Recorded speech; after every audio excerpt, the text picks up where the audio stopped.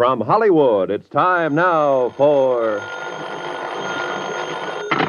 Johnny Dollar. Vic Carson, Johnny, State Unity Life. Oh, what's on your mind, Vic? Got a job for you if you're interested. I just received a report from our agent in Venice that... Venice? Oh, I'd love it. Soft nights along the canal. Venice, California, Johnny. Okay, what is it? Murder. Bernard Slade, age 56, penny arcade operator in Ocean Park. That's right. Right next door to Venice. Go on. Well, the body was found in living quarters at the rear of an arcade in the amusement zone. Killer unknown. And? Barney Slade must have been quite a movie fan. The police found his apartment plastered with photographs of the movie greats. Silent screen vintage, that is. At least a dozen of them were of Mavis Gale, a real queen in her day. Yeah, the vamp type, I know. Oh? Oh, it's just a vague recollection, you understand. Yeah. Well, the police also reported that somebody, the killer probably, had drawn a big question mark in red crayon over each of Mavis Gale's photographs. Interesting. If it means anything. We think it does, Johnny. Especially since Mavis Gale is named as the beneficiary in Bernard Slade's insurance policy.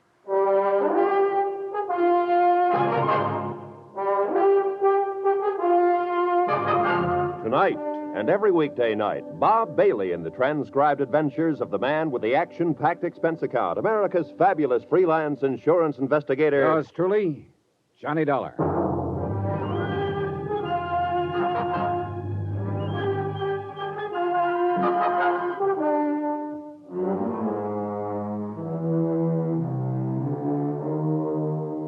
Expense account submitted by Special Investigator Johnny Dollar to State Unity Life, Home Office, Hartford, Connecticut. Following is an account of expenses incurred during my investigation of the Silent Queen matter. Expense account item 1, $210.65, plane, cab fare, and incidentals to Ocean Park, California. As soon as I checked in at my hotel, I got in touch with Homicide. Sergeant McKay, they said, would probably be down at the pier. I saved you cab fare on this one, Vic. It was a beautiful moonlit night at the beach. A warm breeze was blowing in from the Pacific. And besides, it was only a 3-minute walk from my hotel to the fun zone. A gaudy array of neon and noise, an occasional whiff of salt air seeping through the aromatic blend of fried shrimp, hamburgers, and popcorn. Business was good, and the penny arcade had its share of it. I headed straight for the blonde sitting in the change booth. She looked tired, faded. Hi. Let me have a dime's worth of pennies, will you? Real plunger, huh? Oh, money means nothing to me. Well, here you are. Don't spend them all in one place. Well, you know, I might at that. This machine here looks mighty interesting. Lola the farmer's daughter. Oh, it's kind of racy. How's your blood pressure? Fine. Then try that row along the wall over there. That wouldn't do. How could we carry on a conversation if I was on the other side of the room? Who wants conversation? I do. You don't look like the lonely type. Never can tell, though, can you? Look, you run along while I finish stacking these pennies, huh? No, seriously. All I want is a few answers. Well, I got more than a few, honey. What's on your mind? Barney Slade. What about Barney? You work for him long? Who wants to know? My name is Dollar, Johnny Dollar. I'm an insurance investigator. Oh. I'd appreciate any information you can give me. Hey, your company dropped a bundle on Barney, huh? Well, that remains to be seen. Well, Barney was a nice guy. Nice as they come. What do you want to know? Oh, just start anywhere. You want to know about his friends? Well, maybe after what happened to him, you'd better tell me about his enemies. He didn't have none. Not one. Oh, must have been quite a fellow. He was, mister. Okay, let's get back to his friends then. Just about everybody along the pier. Anyone in particular? Oh, Frank Jessup, for one, runs a concession just down the way. Go on. Sam Hegstrom owns a fishing boat. Then there's Gus Kanakos, Irv Goldstein. Like I said, Barney had a lot of friends. Including you? Including me. How about Mavis Gale? I don't know the dame. Well, she used to be in the movies, the silent kind. Oh, I heard about her. Only I never met her. Didn't she ever come around? I never saw her. Did Barney ever talk about her? Not to me, he didn't. Why? Why what?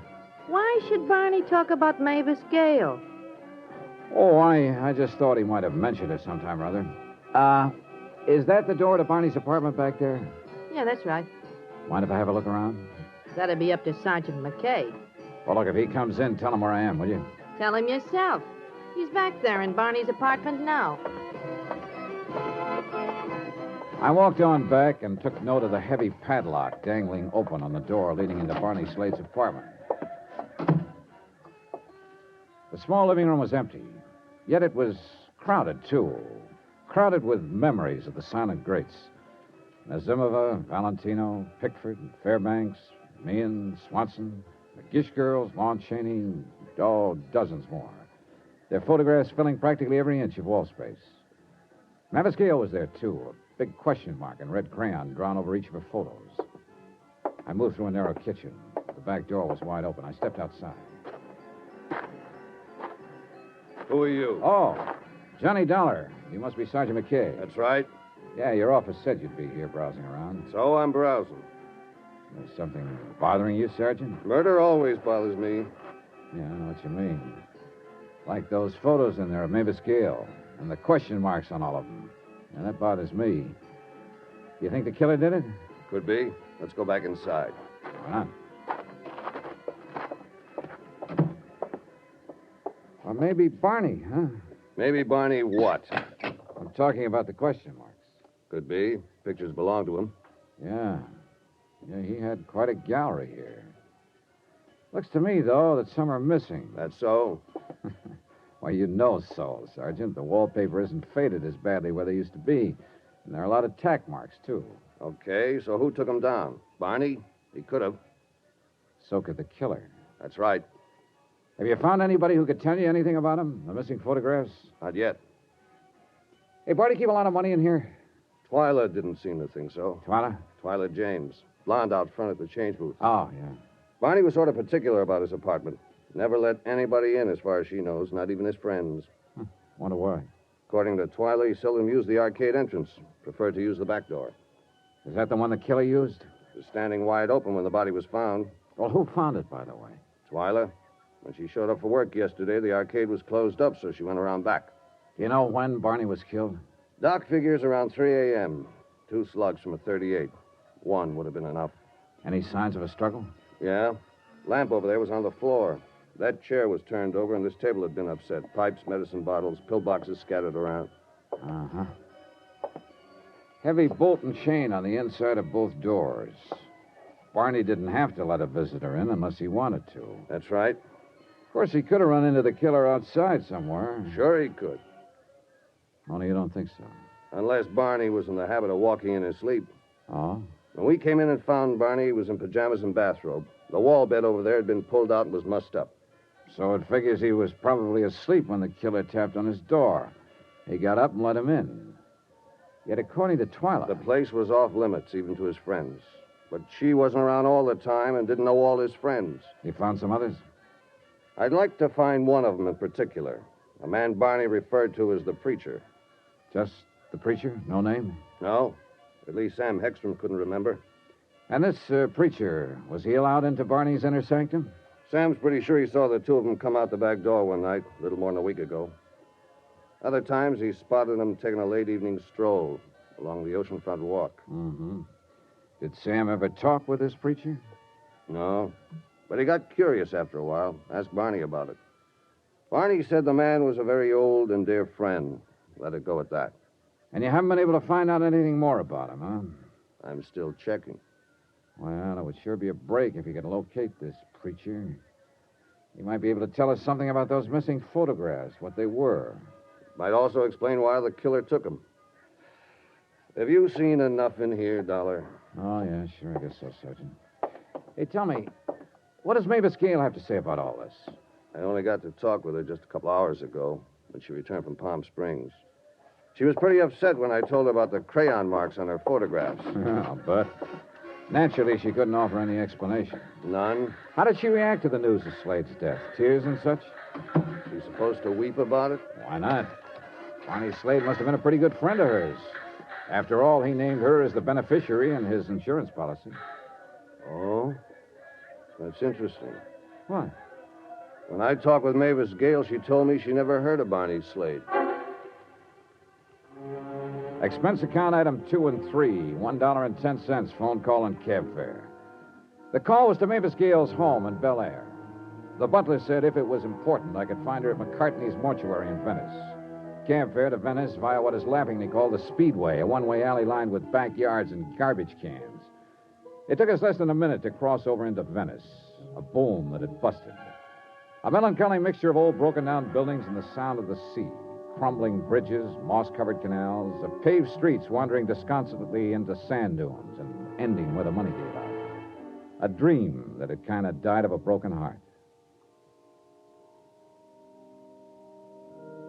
Good evening, sir. Oh, Bernard Slade, please. Oh, yes. Mr. Slade is in the slumber room at the end of the hall. Is anyone with him? Oh, indeed. Quite a number of his friends. Would you know Mavis Gale if you saw her? The silent screen star? Well, indeed I would. At least I think I would. She was one of my favorites. She hasn't shown yet. No, I... You mean she's expected? So I understand. Well, that's nice. Oh, that is nice. I didn't know she was a friend of Mr. Slade's.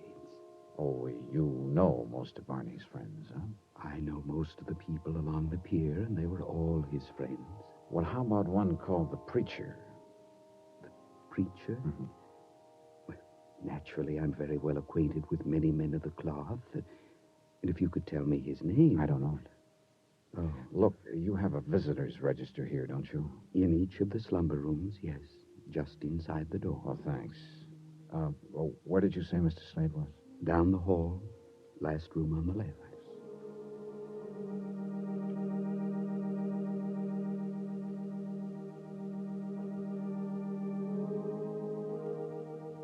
The room was crowded with friends who'd come to pay their respects to Bernard Slade. I eased over to the visitor's register and gave it a fast rundown. There was nothing to indicate that a minister was among the mourners present. Then I heard the hall door creak open, and there she was, Mavis Gale. Certainly not at all what I expected a vamp of the silent screen to look like 30 years later. Slender, trim, in a smartly tailored suit, and even more attractive than the photographs I'd seen of her in Barney's apartment. She moved down the center aisle to the casket and stood there for a moment. As I walked toward her, she suddenly turned, her eyes wide and staring, her lips moving silently. Then she crumbled to the floor.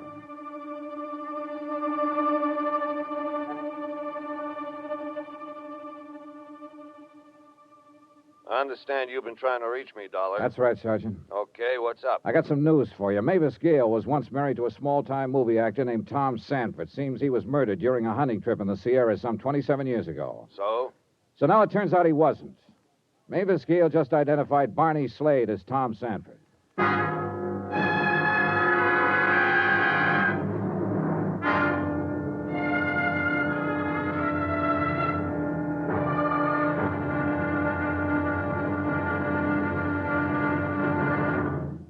Now, here's our star to tell you about tomorrow's episode of this week's story. Tomorrow, a stagecoach ride. I get some lumps, and a surprise witness turns up. Join us, won't you? Yours truly, Johnny Dollar.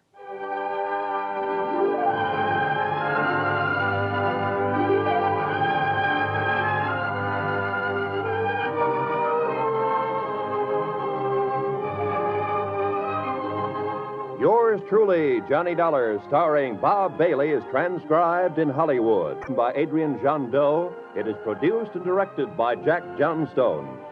Be sure to join us tomorrow night, same time and station, for the next exciting episode of Yours truly, Johnny Dollar. Roy Rowan speaking.